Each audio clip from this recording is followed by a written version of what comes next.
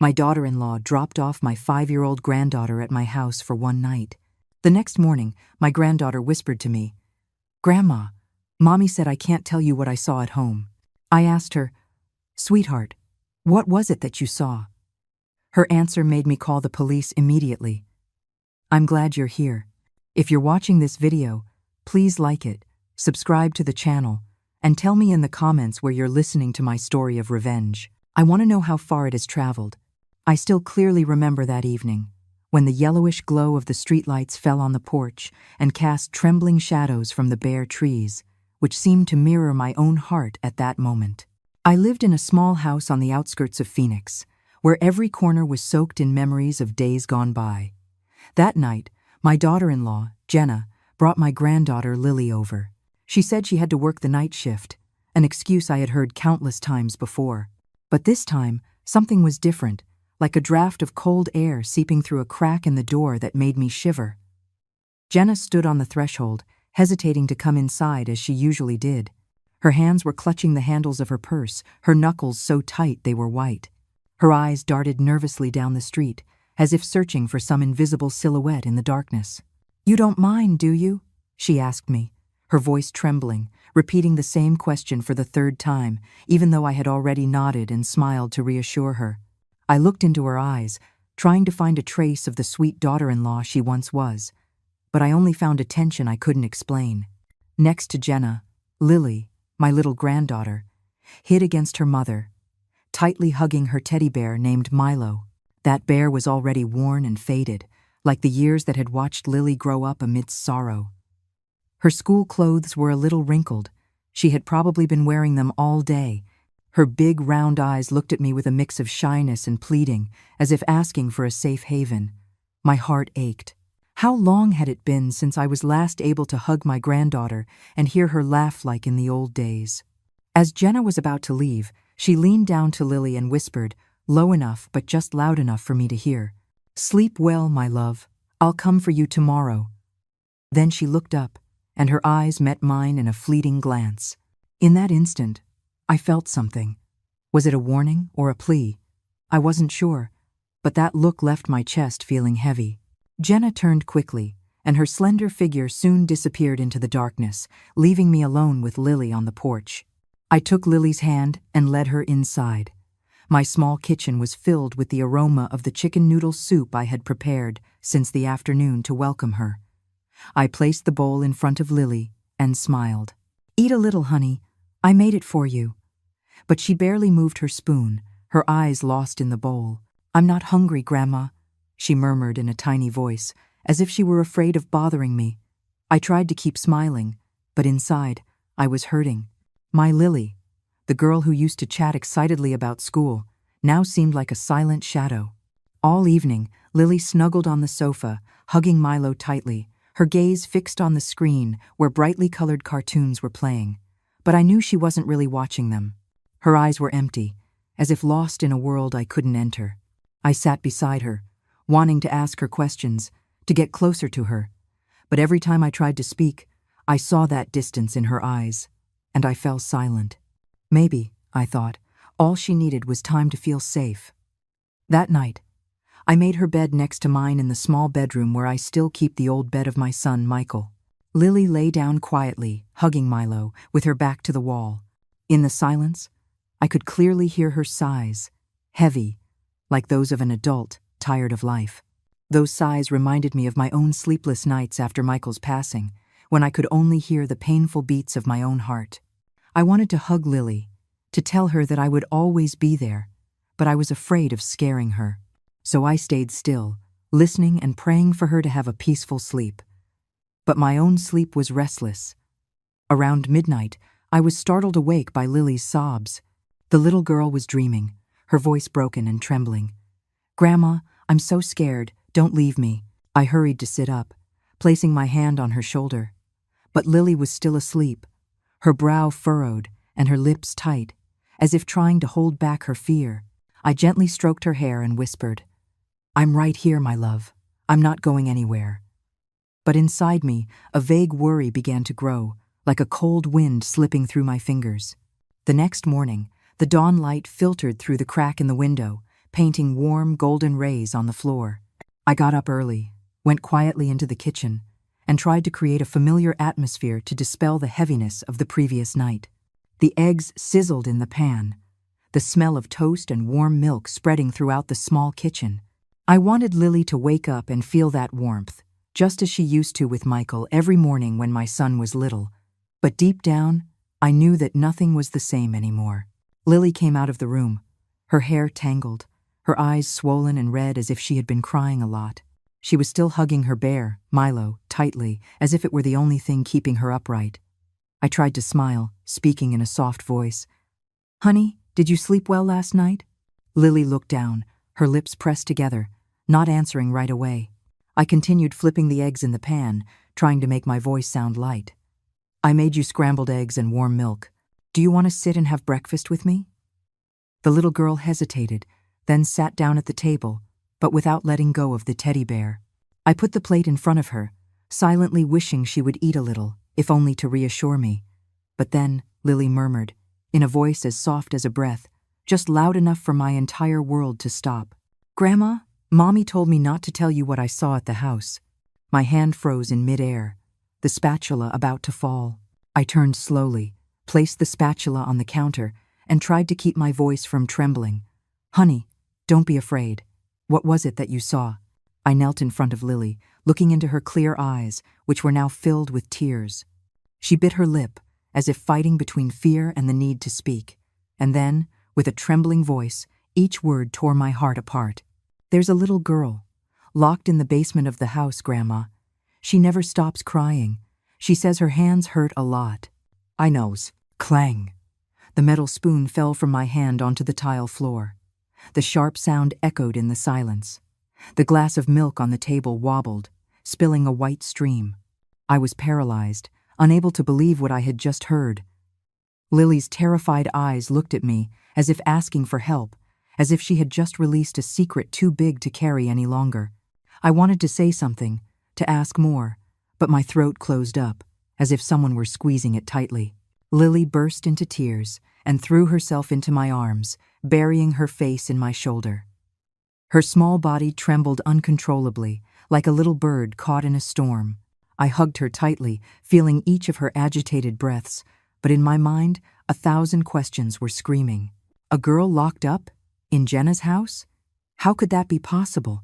I wanted to believe Lily had just imagined it, that it was a child's nightmare, but her eyes, the fear so clear on her little face, told me this was no fairy tale.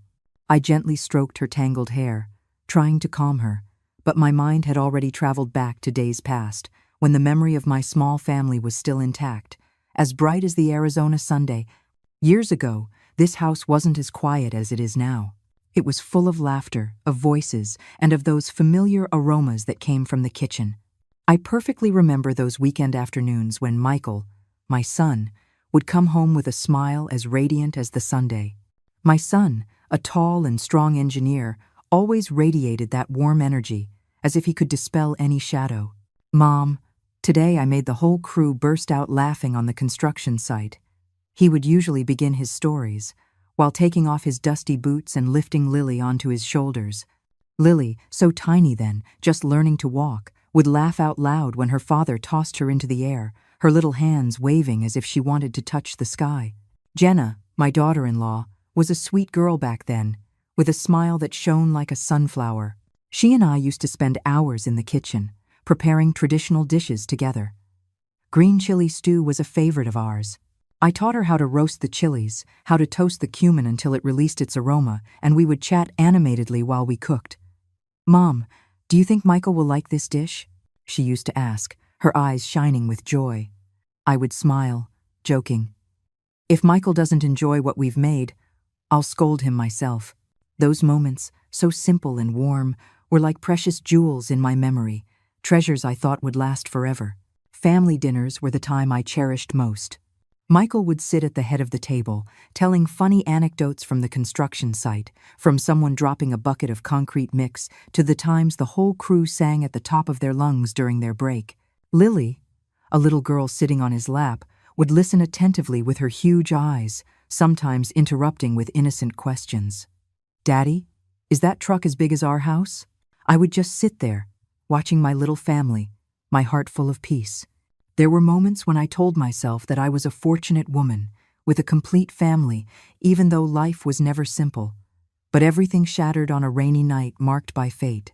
I still remember that early morning when the phone rang insistently, tearing me from my sleep. The voice on the other end was trembling as it gave me the news that Michael had been in an accident. His car lost control on a slippery road and went over a ravine in the dark. I stood motionless, clutching the receiver, feeling my whole world crumbling beneath my feet. "No, it can't be," I murmured. But the cruel truth would never change. Michael, my son, the light of my life, was gone forever, leaving a void impossible to fill. Michael's funeral was held on a gray day, with a drizzle that fell like tears from the sky. I held Lily, who was just 2 years old, against my chest. The confused little girl didn't yet understand that her father was gone forever. "Where's Daddy, Grandma?" Lily asked, in a voice so clear it made me want to break down and cry. I hugged her tighter and whispered, "Daddy is in a very faraway place, but he's always watching you, my love." Jenna was there, a few steps away from me, but she seemed to belong to another world. Her eyes were empty, her face as pale as a stone statue. I wanted to go to her, to take my daughter-in-law's hand. But something in her gaze stopped me, a pain too great, too deep, that I didn't know how to reach. After Michael's death, this house was shrouded in a gloomy fog. The smile vanished from Jenna's face. She became quiet, reserved. She would spend hours locked in her room. Some days I would hear her sobbing behind the closed door, but every time I knocked to go in, she would answer me coldly. "I'm fine, don't worry, Mom." I wanted to believe that Jenna would get over it, that time would heal her wounds, but I was wrong. The pain not only pushed her away from me, but it also turned her into someone I no longer recognized. Not long after, Jenna decided to move to an apartment in another neighborhood. "I need a fresh start, Mom," she told me in a monotone voice, avoiding my eyes. I understood that she not only wanted to leave this house, but also to escape the memories of Michael, the memories that every corner and every object brought back. I didn't blame her, but my heart broke when Lily had to go with her. The little girl was the only light I had left in my life, and now I could only see her on the few weekends they let her stay with me. The house became huge and cold.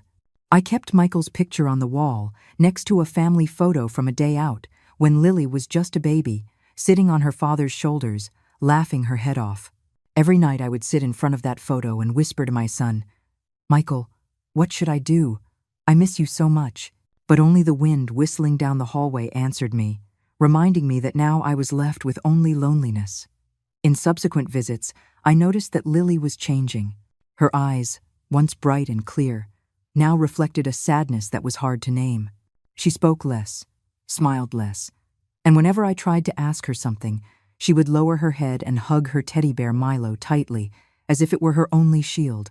"I'm fine, Grandma," she always told me, but her gaze told another story. I asked Jenna about it, but she would only give me evasive answers. "Don't worry, Mom, I take good care of Lily." I wanted to believe her. I wanted to think she was doing everything possible to be a good mother. But inside, a growing unease consumed me.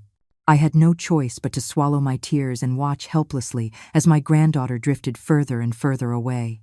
And it was then that today, that veil of secrecy was shattered by a terrifying whisper from my little Lily's mouth. I tried to calm Lily down after her confession, gently stroking her messy hair, whispering to her, "It's okay, my love. Grandma will take care of everything." But Lily just shook her head, her tear-filled eyes closing tightly, as if she wanted to hide from the world. She clutched Milo, the worn-out teddy bear that had become her only friend in these lonely days, to her chest. I wanted to ask her more, to pull out more details, but seeing her little shoulders trembling, I didn't have the courage to insist. "Come on, sweetie, rest for a little while," I said, my voice as gentle as I could make it, even though a hurricane was raging inside me. That afternoon, I decided to take Lily to school. The girl needed the familiar environment of the classroom, of her friends, to forget for a little while the fear that was consuming her. I held her hand as we walked along the familiar gravel path, but every step felt heavy.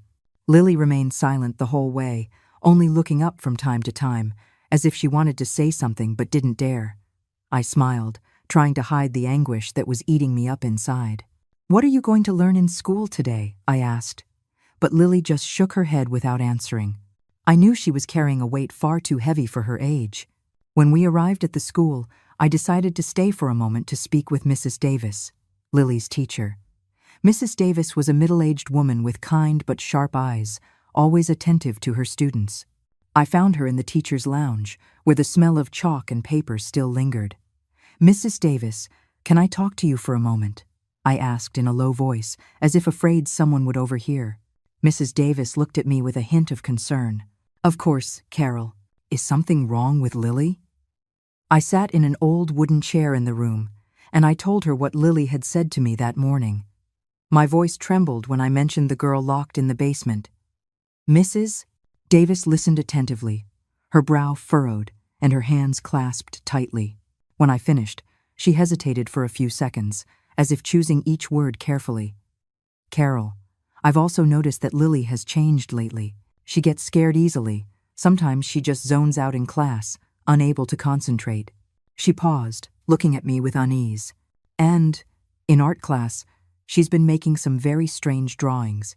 It's almost always a little girl alone in a dark room, and behind her are messy black lines, as if they were bars."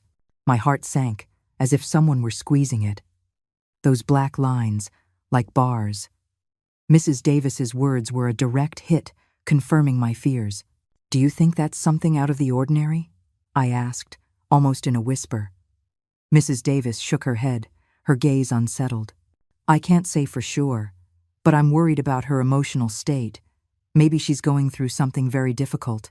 I nodded, feeling the floor crumble beneath my feet. "Thank you, Mrs. Davis," I said, getting up, though my legs trembled as if they couldn't support me. On my way home, I walked like a ghost. The images of Lily's drawings, the girl in the dark room and the black lines like bars, wouldn't leave me.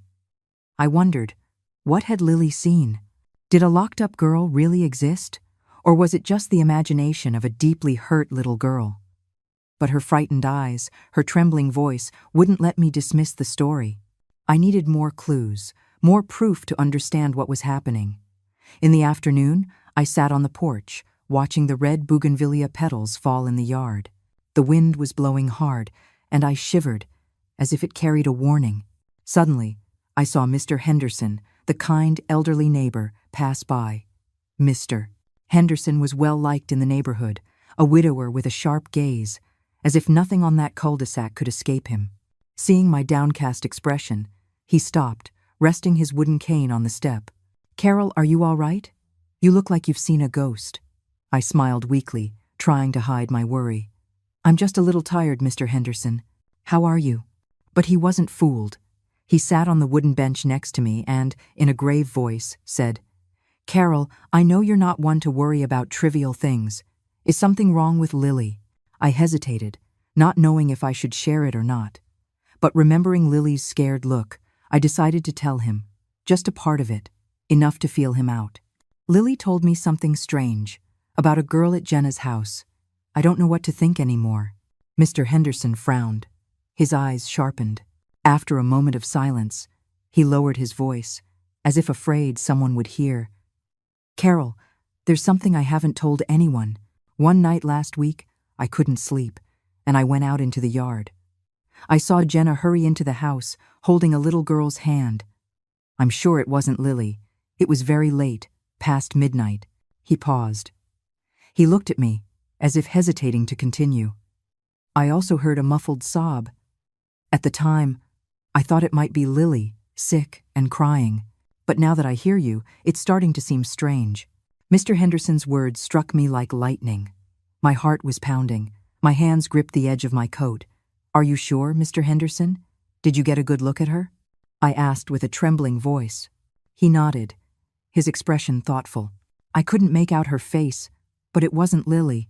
She was smaller, with shorter hair. I didn't want to say anything, for fear of misjudging Jenna, but be careful. N. I nodded, feeling as if loose pieces were beginning to fit into a terrifying picture in my mind. That evening, Jenna came to pick up Lily.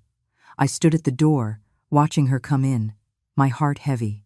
Her gaze, sharp as a knife, scanned me from head to toe, as if assessing how much I knew. "Thanks for watching, Lily," she said coldly, without a hint of her former warmth. Lily hid behind her mother, hugging Milo, her teddy bear, tightly, looking at me with worried eyes. I wanted to keep her there, to ask more, but Jenna's glare stopped me. She took Lily by the hand and pulled her away quickly, without another word. I remained on the threshold, watching their silhouettes disappear down the street, my heart heavy. At dawn, I woke up with an unbearable weight on my chest, as if the whole world was against me. I had decided to step out of my comfort zone and face the truth, even if it hurt. I took the first bus downtown, sitting silently in the back, looking through the fogged-up window. The familiar streets passed by, but that day they felt distant, cold. The police station came into view, an old building with stained walls. I went inside, and the air, thick with the smell of damp paper and burnt coffee, intensified my anxiety. I stood in front of the front desk, my trembling hands clutching my coat, trying to keep my voice steady. "I want to speak with whoever is in charge," I told the young officer who was glancing through some records. He looked at me with a spark of curiosity and then led me to a small room where Detective Morales was sitting behind a scratched wooden desk. Morales was a middle-aged man with a hardened face and tired eyes, as if he had witnessed too many painful stories. I sat down, took a deep breath, and began to tell him everything. I spoke of Lily's whisper, of the girl locked in the basement, of the strange drawings Mrs. Davis described, and of Mr. Henderson's account of the unknown girl who appeared in the night. My voice trembled, but I tried to speak clearly, as if each word were a brick building a wall of truth. "Sir, I know this sounds crazy, but Lily isn't lying. My granddaughter is scared, and I believe something very bad is happening." I finished, looking fixedly into Morales' eyes, hoping he could see the urgency in mine.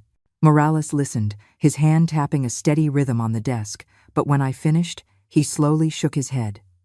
"Ma'am, I understand your concern," he said in a flat, emotionless voice.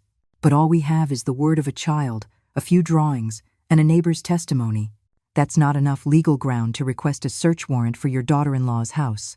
His words were like a bucket of cold water in my face. I felt the blood drain from my body. I clenched my hands tightly to stop the trembling. "What if there really is a child in danger, sir?" I pleaded, my voice breaking. "If Lily is telling the truth and we do nothing, what will happen to that girl?" Morales sighed, and a faint glimmer of compassion appeared in his eyes. "We'll file your report," he replied with the same coolness. "But for now, you have to wait. We need more concrete evidence." I wanted to scream, to say that time waits for no one, that every minute could be a minute of danger for the girl Lily spoke of. But I just nodded, got up, and felt that my legs could barely hold me. "Thank you, sir," I murmured, though inside I just wanted to scream with helplessness. Leaving the police station, I felt as if the whole world had turned its back on me. The midday sun was beating down, but I only felt cold. I walked to the bus stop with my mind blank, repeating to myself over and over, "What do I do now?" I had hoped the police would act immediately, that they would believe Lily's words, but now I was left with only loneliness and the fear of not being able to protect either my granddaughter or that nameless child.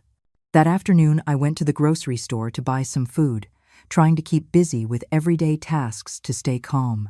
But as I walked past the familiar aisles, I heard the whispers. "Old Carol is losing it. She must have some problems upstairs," one of the cashiers muttered to her colleague, loud enough for me to hear. "Who accuses their own daughter-in-law of kidnapping kids?" I stopped, feeling a dagger in my heart. I turned towards her, but she immediately looked down, pretending to be busy with the items on her counter. I knew in that instant. Jenna had acted faster than I thought. She had already spread the word throughout the neighborhood, saying I was delusional from missing Lily so much that I had invented a story to get my granddaughter back. I returned home with my heart as heavy as a rock. I sat on the porch, watching the bougainvillea flowers fall, trying to find some peace. But the tragedy reached its peak that very night. When the sun went down, I heard a car pull up to the gate.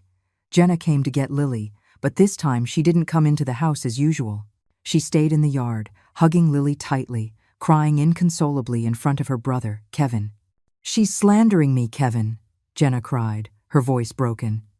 "She says I kidnap children, that she wants to ruin my life. I just want to take care of Lily, and she does this to me. Kevin, a tall, rough man, came up to me, pointing his finger and growling. "Ma'am, please leave my family alone. Who do you think you are, slandering my sister like that?" I stood motionless, my heart squeezed as if it were being strangled. The neighbors began to gather on the street, and all those looks of curiosity, pity, and distrust were fixed on me.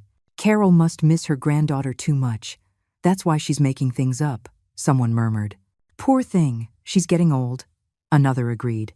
I wanted to scream. I wanted to say that I wasn't crazy, that Lily had seen something awful, but the words got stuck in my throat. I just stood there, motionless, feeling the whole world turn against me. From the car, Lily turned to look at me through the window. Her eyes were full of sadness and desperation, as if to say, "Grandma, save me." I wanted to run to her, to hug her, not to let her go, but my legs were rooted to the spot. Jenna started the engine, and the car drove away, leaving my granddaughter behind and me alone, exposed under the stares of the neighborhood. I heard the murmurs behind me, from people who were once close neighbors and now looked at me like a delusional old woman. I might have been alone, but deep down, I knew I couldn't give up.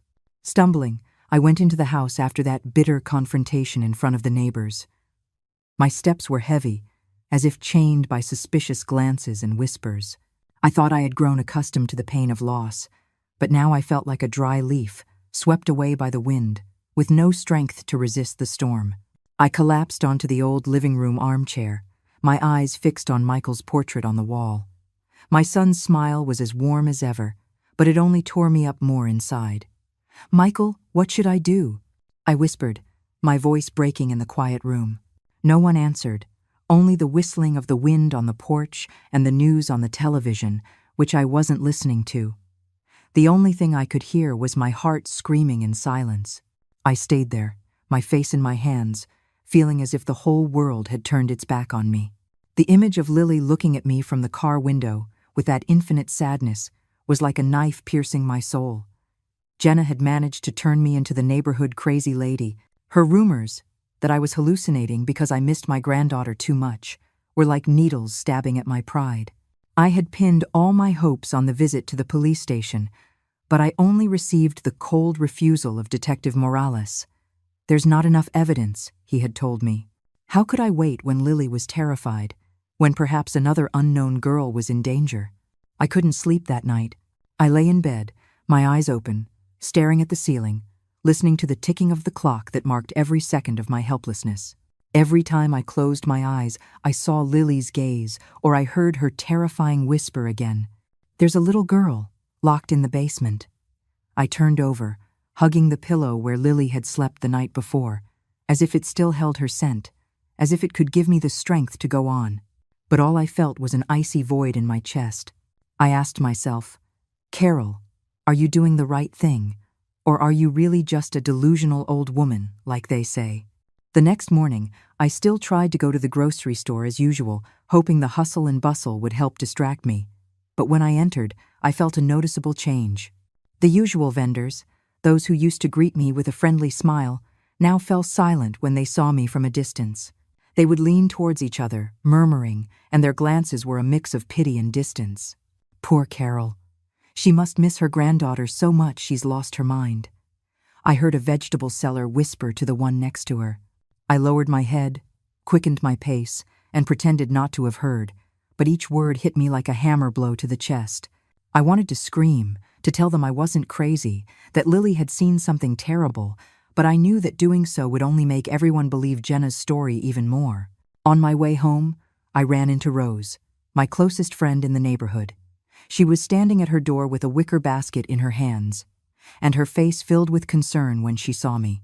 Unlike the others, Rose didn't avoid me. She came over, led me to a corner by the fence, and squeezed my hands tightly. "Carol, I know you," she said in a low but firm voice. "I don't believe you'd make this up. I saw Lily's eyes last night when Jenna took her. The child was terrified, Carol. If you give up now, that regret will follow you for the rest of your life." Her words shot through me like a bolt of lightning. They didn't dispel my despair, but they did ignite a tiny spark of hope. I took her hand, tears welling up in my eyes. Rose, thank you, I whispered. But I don't know what to do anymore. Nobody believes me. Rose squeezed my hand tighter, with a determination in her eyes that I hadn't seen in myself for a long time. You have to keep going, Carol, for Lily and for yourself. Don't let the gossip make you back down. I nodded, though my heart was still heavy. Rose was right. I couldn't give up. But what could I do when I felt the entire world was against me? That afternoon, I started trimming the bougainvillea in the yard, seeking a little peace and routine. The red petals fell to the ground like little drops of blood, heightening my anxiety.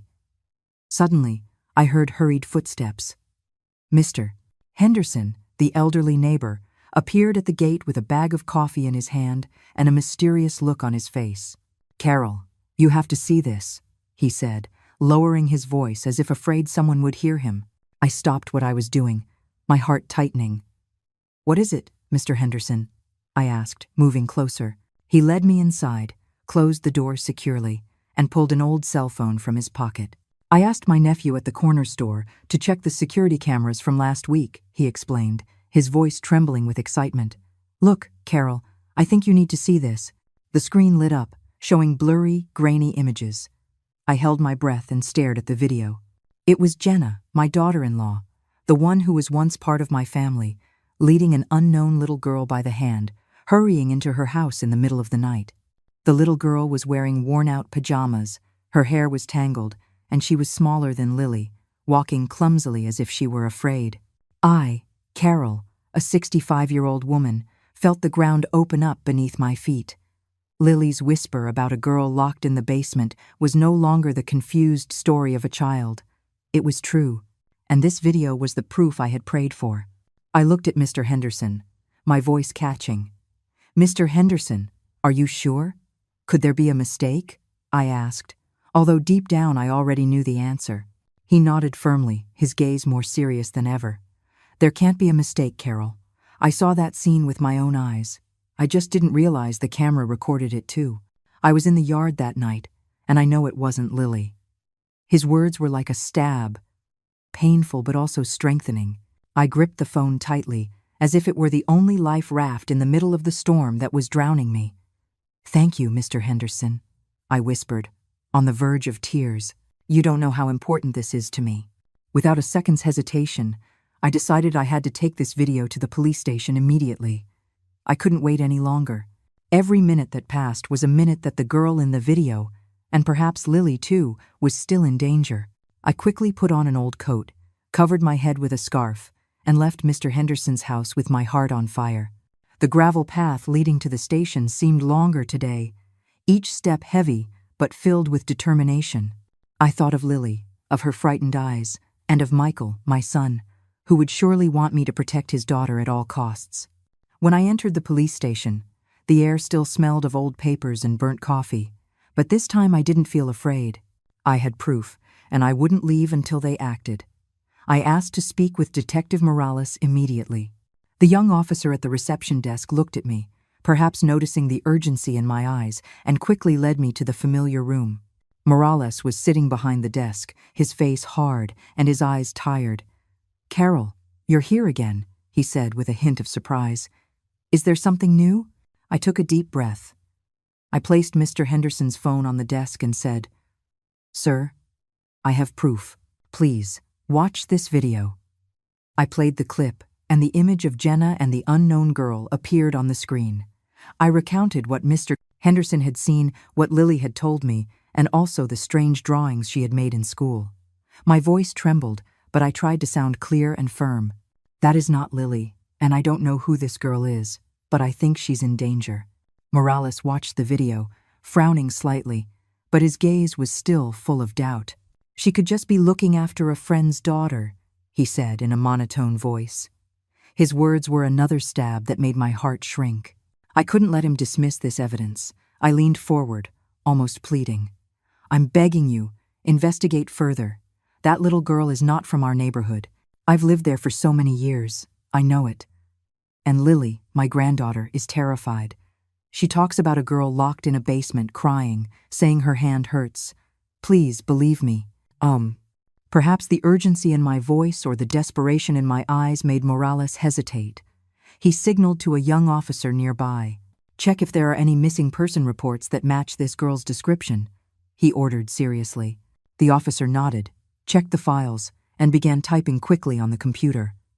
I sat there, my heart pounding, my hands gripping the edge of my coat, as if holding on to my last hope. After a few minutes, the young officer suddenly exclaimed, "Detective, look at this. The girl in the video matches the description of Sophie, 5 years old, reported missing 2 weeks ago from the next town over." He showed the computer screen to Morales, and I saw his face change immediately. His tired eyes now shone with a seriousness I had never seen. He stood up abruptly and said firmly, "Verify this information immediately. Contact the precinct in the neighboring town. Request the complete disappearance file."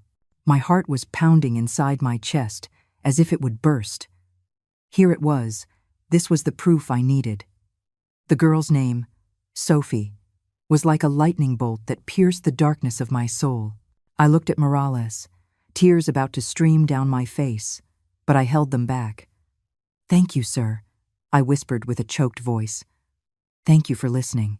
Morales didn't reply, just nodded, but I saw a change in his eyes. There were no more doubts, only a cold determination. At that moment, the station door burst open, and some neighbors entered with worried looks. I recognized them. Mrs. Elena, who sells tamales on the corner, and Mr. Miguel, who often plays chess with Mr. Henderson. Mrs. Elena spoke first, her voice trembling. "Detective, we heard Carol came about Jenna. We also have something to say." She hesitated for a moment and looked at me, as if asking for permission. I nodded, encouraging her to continue. "We've heard crying, strange noises from Jenna's house. Even on the nights Lily stayed with Carol. At first, we thought it was just a child's tantrums, but now we're not so sure." Mr. Miguel nodded and added, "One time I saw a light flickering in her basement, just before dawn. I didn't think anything of it, but now that I think about it, it seems strange." I nixed. Their words were like the final pieces of a puzzle, completing the terrifying picture that was already forming in my mind. I looked at Morales, hoping he would see the gravity of the situation. He nodded, and in his eyes, there was no longer a shred of doubt. "There's enough evidence, ma'am," he said in a firm voice. "We will request a search warrant immediately." I nodded as the tears finally streamed down my face. For the first time, after so many dark days, I saw a ray of hope. I returned home after leaving the police station, my mind in a knot, happy that they had finally decided to act, but also fearful of what was to come. I thought I was used to life's storms, but now I was facing a hurricane that I didn't know if I could withstand. Mr. Henderson's video, the confirmation about Sophie, and the neighbors' accounts had ignited a spark of hope, but they also made me tremble at the thought of what I was about to face. Jenna, my daughter-in-law, who was once part of my family, was now on the other side of the truth, and I didn't know what awaited me when the veil of secrecy was lifted. I couldn't sleep a wink that night. The patter of rain on the tin roof sounded like a war drum, echoing in the small house. I sat in the living room, under the yellow light that cast shadows on Michael's photo on the wall. My son's smile was still tender, but his eyes seemed to look at me, as if saying, "Mom, you have to be strong." I clasped my hands and murmured a prayer, asking for Michael's spirit to protect my granddaughter, Lily, and little Sophie, that innocent child I never knew, but who was now the reason I had to keep fighting. "Michael, help me," I said with a broken voice. "Help me protect them." "How?" I thought of Lily, of my granddaughter's frightened gaze, of the terrifying whisper in the kitchen that morning. I thought of Sophie, the girl in the video, with her torn pajamas and her faltering walk. Each image was like a stab that pained my heart, but it also gave me more determination. I couldn't let those girls suffer for another minute, but I was also afraid that when the truth came out, it would shatter what little was left of my family. Jenna, although she had changed, was still Lily's mother, the one who once called me Mom. How could I face her? How could I bear the truth that she could be involved in something so horrible? The next morning, I went to the grocery store as usual, trying to cling to my routines so as not to be overwhelmed by anxiety. But the atmosphere at the store was different. The curious glances, the whispers, followed me like a shadow. Is Carol accusing her daughter-in-law again? a fruit vendor muttered to the woman next to her, thinking I couldn't hear. She must miss her granddaughter so much she's gone crazy. I lowered my head and hurried my steps, not wanting to face those looks of pity or suspicion. I bought a few necessary items, some vegetables, some bread, and quickly returned home with a heavy heart. I didn't care about the gossip anymore. I just wanted to focus on Lily, on Sophie, on what was to come. At noon, Rose, my old friend of a lifetime, arrived with a plate of still warm casserole. She entered the house, put the plate on the table, and sat beside me, squeezing my hand tightly. "Carol, be brave," she said, her voice warm but firm. "I know how much you're suffering, but the truth will come out. Don't let the talk make you back down." I looked into her eyes and found deep empathy in them. She was one of the few people who didn't turn her back on me, who didn't see me as a delusional old woman. "Rose, I'm scared," I confessed, my voice trembling. "If the truth is too terrible, I don't know how I'll face it. Lily, my granddaughter, what will become of her and her mother?" Rose squeezed my hand tighter, interrupting me. "Carol, you are the strongest woman I know. You lost Michael and still stood tall for Lily. Don't doubt yourself. You are doing the right thing. Evan 4. Her words were like a small flame that warmed my frozen heart. I nodded, with tears streaming down my cheeks. "Thank you, Rose," I whispered. "I'll do my best." She smiled, gave me a pat on the shoulder, and got up to leave, leaving me with the plate of casserole that smelled delicious, but which I had no appetite to eat. Later that afternoon, Mr. Henderson approached, his face full of concern. He sat on the bench at the entrance, leaning on his cane, and spoke in a low voice, as if afraid someone would hear him. "Carol, last night I heard strange noises again at Jenna's house," he said, his gaze serious. "It sounded like someone was banging on a door, and then I heard muffled sobs. I didn't dare get closer, but I'm sure something is wrong." His words tied a knot in my chest. I thought of Sophie, of what Lily had said, and I felt as if an invisible hand were strangling me. "Mr. Henderson, do you think that little girl is still there?" I asked with a broken voice. He nodded, his eyes filled with unease. "I don't know, Carol, but I hope the police clear everything up soon." I took his hand, thanking him once again for not turning his back on me. Mr. Henderson's news left me even more unsettled, but it also reinforced my conviction that what Lily said was true. I couldn't let that child, Sophie, continue to suffer. I had to act, even if only a tiny spark of hope remained. That night I called Mrs. Davis, Lily's teacher, on the phone. I told her what was happening with a trembling voice. "Mrs. Davis, if anything happens to Lily, please take care of her for me. I don't know what might happen tomorrow, but I need to know she'll be safe." Mrs. Davis agreed immediately, without hesitation.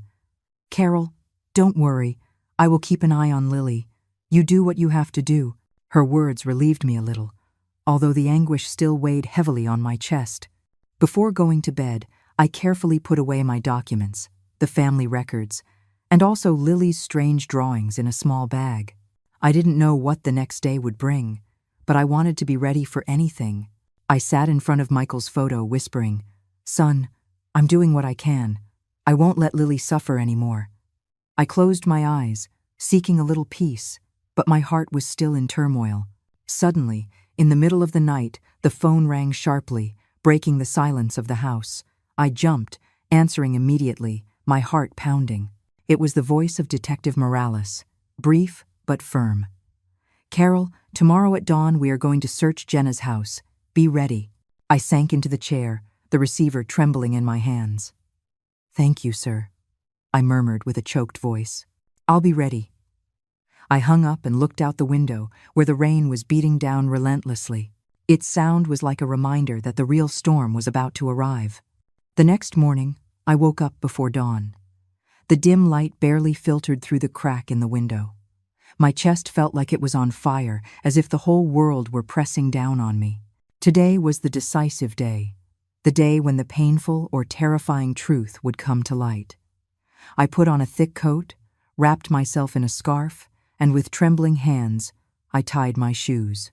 I looked at Michael's photo on the wall and whispered, "Son, give me strength." The image of Lily, with her frightened eyes, and that of Sophie from Mr. Henderson's video kept running through my head, pushing me to go on even though fear paralyzed me. The sharp sound of patrol cars stopping in front of my house pulled me from my thoughts. Detective Morales got out of the car, his stern face showing no emotion. "Let's go, Carol," he said in a firm voice. I nodded, clutching the bag with the papers and Lily's drawings tightly, as if they were a lucky charm. I got into the car, remaining silent in the back seat, looking out the fogged-up window. The drive to Jenna's house seemed shorter than ever, but each second weighed like a century. I thought of Lily, of Sophie, and I wondered, will I have the strength to face the truth? We arrived at Jenna's house when the sky was still gray, with dark clouds floating above, as if heralding a storm. The cold wind blew in gusts, making the red petals of the bougainvillea fall onto the yard like drops of blood. I stood in front of the gate, my heart beating rapidly, feeling my whole body tremble. Morales knocked on the door. The sharp raps echoed in the silence. The door flew open, and Jenna appeared. Her face was pale with surprise, but only for an instant, because then her expression turned to fury. "What are you doing here?" she shouted, her voice icy, as if trying to hide a very deep fear. Morales coolly held up the search warrant in front of her. "We have a legal warrant. I'm asking you to cooperate," he said in a firm, unwavering voice. Jenna looked at the paper and then at me, with eyes that looked like knives, stabbing right into my chest. "You did this, didn't you?" She spat the words, pointing her finger at me. "You want to destroy me? You want to take Lily away from me?" I remained silent, my hands gripping the edge of my coat, not responding. I wanted to tell her that all I wanted was to protect Lily, to save little Sophie, but the words got stuck in my throat. I could only look at her, she who was once my daughter-in-law and who now seemed like a stranger. Suddenly, Kevin, Jenna's brother, rushed out of the house, his neck tense, shouting, "This is private property. You have no right. You're slandering and humiliating my family." He was a burly man, his voice roared like a cornered animal. Morales didn't bother to answer, just signaled for his team of officers to enter. I stood motionless in the yard, and through a crack in the door, I managed to see Lily huddled in a corner of the living room, hugging her teddy bear, Milo, tightly. Her little eyes were red and swollen, as if she had been crying a lot. I wanted to run to her, to tell her that her grandmother was there, that everything would be okay, but Jenna's cold glare stopped me. The police began to search every room. The sound of their boots hitting the tile floor mixed with the rustling of papers. The atmosphere was so tense, it felt like the entire house was holding its breath, waiting for something terrible. Jenna followed them, crying and screaming, "It's all my mother-in-law's fault. She wants to ruin my life. How can you believe a crazy old woman?" Her words were like knives piercing my heart. I wanted to scream that I wasn't crazy, that I only wanted to protect Lily, but I stood there, in silence, with the feeling that the whole world was against me. Morales didn't respond to her. He led his team directly to the end of the hallway, where there was a small, old iron door that led to the basement.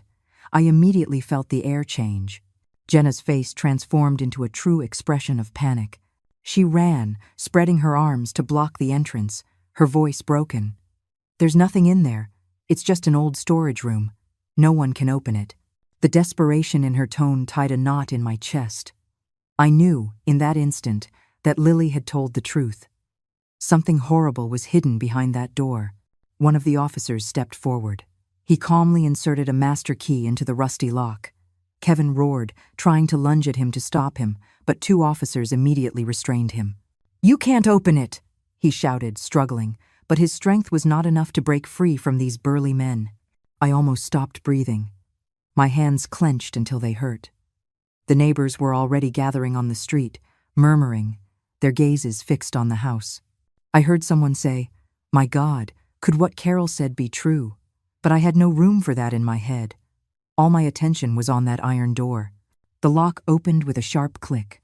The officer pulled hard on the door, and a chilling creak echoed, like the scream of a long-buried secret. From the deep darkness inside, a faint, trembling child's cry could be heard, like a restrained plea for help.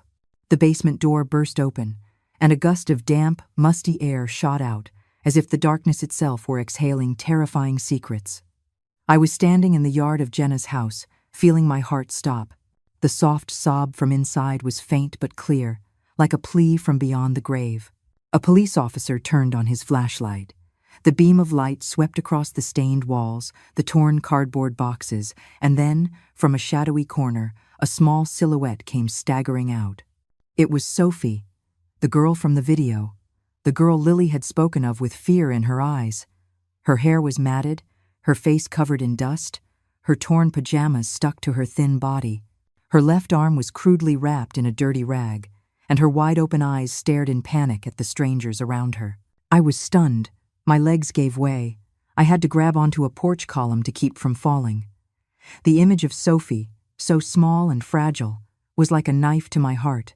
I thought of Lily, of what she must have witnessed, and tears welled up in my eyes, rolling down my cheeks. "Sophie," I whispered with a broken voice, as if saying her name could ease her pain. A female officer ran forward, lifted Sophie into her arms, holding her tightly against her chest as if to protect her. "Call for an ambulance, now!" she shouted, her voice filled with urgency. The little girl clutched an old, faded cushion, her hands trembling, as if it were the only thing left of her safe world. The neighbors crowded into the yard, all stunned. The murmurs grew like a wave. "My God, it's true! Carol was telling the truth after all," a voice said, and I could hear the regret in it. The same people who had turned their backs on me, who had called me a crazy old woman, were now standing there, heads bowed, unable to look me in the eye. But I felt no triumph, only pain. Pain for Sophie, pain for Lily, and pain for myself, watching my family break apart once more. Jenna screamed, her voice unhinged, lunging towards the policewoman holding Sophie. "No, I didn't lock her up. I was just trying to protect her," she shrieked, tears streaming down her pale face. But her voice no longer held any conviction. It was nothing more than the desperate cry of someone who knew her secret had been discovered. Kevin, Jenna's brother, was still struggling, trying to defend her, while two officers held him firmly. "This is a trap. They're setting my sister up. It's all a plan by that old woman," he yelled, pointing at me, his eyes blazing. I remained motionless, not answering, just looking at him, and then at Jenna, my soul torn. I once considered them family, but now they were like strangers, standing on the other side of the truth. Detective Morales interrupted with an icy voice. "Quiet. The crime is in plain sight." He motioned for his team to continue searching the basement. They rummaged through old boxes, checked every corner, and then an officer held up a bundle of documents, his voice trembling. "Detective, you have to see this." I held my breath as I watched Morales open the package. They were notebooks, filled with strange symbols, disordered phrases about a dark sect. In one of them, I saw the name Esteban Vargas written in scrawls, next to a signature. Morales frowned, and his voice became grave. Esteban Vargas. This name sounds familiar. He was the leader of an extremist group the press exposed last year. Morales's words were like a thunderbolt, stunning both me and the crowd around us. I thought of Jenna, of the changes she went through after Michael's death, of her strange gaze, of the terrifying silence she kept whenever I asked her about Lily. How could she get involved with someone like Esteban Vargas? How could someone who was once my sweet daughter-in-law fall down such a dark path? I wanted to run to her, to ask her, to understand why, but my legs were rooted to the ground. Sophie was taken to the ambulance. The little girl was weak, her eyes still filled with panic, but her tiny voice rose like a plea. "Mommy, I want to go back to Mommy." Those words broke my heart. I thought of Sophie's mother, who was surely suffering somewhere, waiting for her daughter, and I prayed that they would soon be reunited. I looked towards Lily, saw her huddled in a corner, her eyes red, watching the ambulance drive away. I wanted to run and hug her, but Morales signaled for me to stay put, as if he knew this moment wasn't over yet. Jenna was handcuffed. Two officers led her out of the house. As she passed by me, she stopped. Her eyes shone with hatred. "You destroyed everything," she said through gritted teeth, her voice trembling with rage and pain. I looked into her eyes, trying to find any trace of the daughter-in-law I once loved, but I only found an unfamiliar coldness. I returned home after a long day at the police station, my body exhausted, but my heart still in shock. I had been through the darkest days of my life, but now, with the truth exposed, I felt a ray of hope filter into my heart. The news of the case spread like a wildfire, and our small town suddenly became the center of attention. The press, the television stations arrived, satellite trucks filled the street, and reporters with cameras and microphones relentlessly asked about the story of Sophie, of Lily, and of me. But I didn't want to talk much.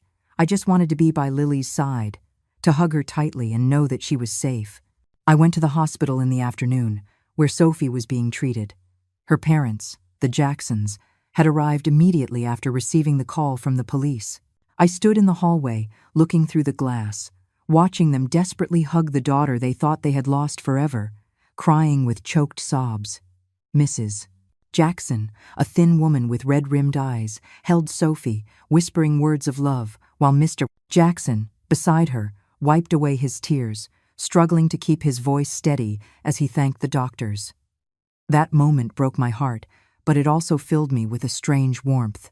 I thought of Lily, of the fear she had endured, and I knew that all my efforts had not been in vain. The Jacksons approached me as I stood silently in the hallway. Mrs. Jackson squeezed my hand tightly, her voice choked. "Carol, we don't know how to thank you. If it weren't for you and Lily, we might have lost our daughter forever." Mr. Jackson nodded, his eyes moist.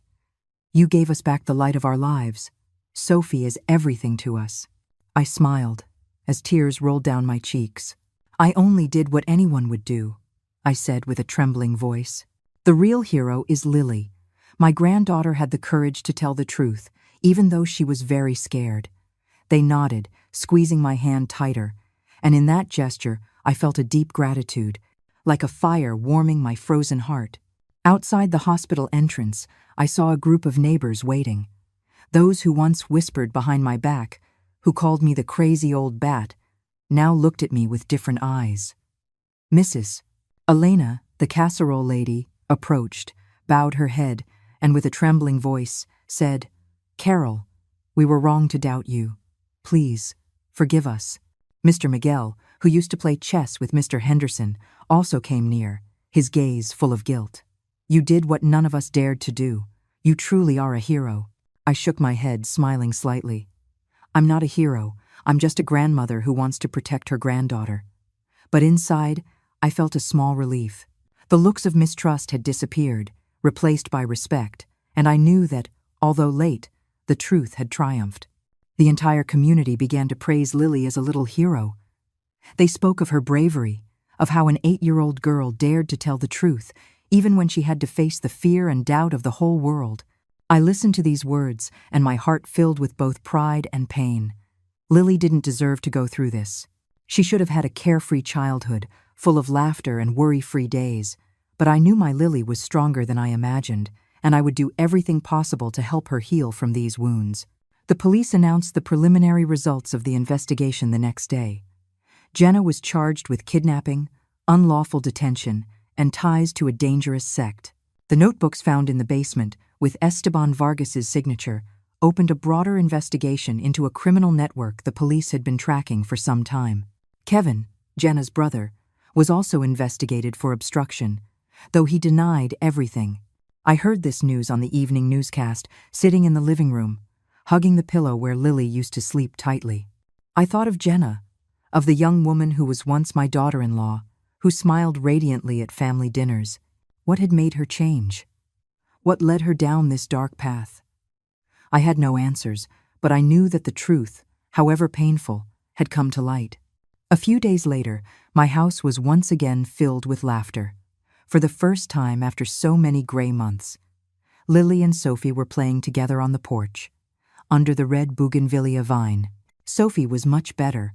Her smile had returned, although her eyes still held a faint trace of fear. Lily, with her bare Milo in her hand, ran around, laughing as Sophie tried to catch her. I watched them from the doorway, my heart warm but also heavy. I knew that their healing journey would be long, but that moment, with their laughter echoing, was a new beginning. The Jackson family came to visit me in the afternoon, bringing a bouquet of fresh flowers and a homemade pie. Mrs. Jackson took my hand with an emotional voice. "Carol, we want you to be Sophie's adoptive grandmother. You saved her life, And we want her to have another family, a grandmother like you." I was stunned. Tears welled up again. I don't know what to say," I whispered, hugging Lily and Sophie. "You are the light, the hope for all of us." Sophie looked at me with a shy smile, and in her eyes, I saw a trust I had never seen before. That night, when Lily snuggled up beside me in bed, she asked me in a soft voice, "Grandma, am I a real hero?" I smiled. I kissed her sun-scented hair. "Yes, my love, you are your grandma's bravest hero because you dared to believe in the truth and to speak it out loud." Lily smiled, for the first time in so many days, and I saw the light return to her eyes. She hugged me tightly, whispering, "I love you, Grandma." I held her close with silent tears. "I love you too, Lily." Outside, the night breeze gently moved the bougainvillea, letting petals fall under the bright moon. I closed my eyes, feeling a strange peace. I thought of Michael, of his smile, and I knew that, from heaven, my son was also smiling. He must be proud, because his daughter had saved a life, and because the truth had finally conquered the darkness. I hugged Lily tighter, and in silence, whispered in my heart, "Michael, I did it. I kept my promise to you." And in that moment, I knew that, although there were still trials ahead, the light had returned to our small family. The story you have just heard has had names and places changed to protect the identities of those involved. We don't tell this to judge, but in the hope that someone will listen and stop to reflect. How many mothers are suffering in silence within their own homes? I truly wonder. If you were in my shoes, what would you do? Would you choose to stay silent to keep the peace, or would you dare to face it all to reclaim your voice? I want to know your opinion, because every story is like a candle that can light someone else's path. God always blesses, and I am convinced that courage leads us to better days. In the meantime, on the end screen, I'm leaving you two of the channel's most beloved stories. I'm sure they will surprise you. Thank you for staying with me until this moment.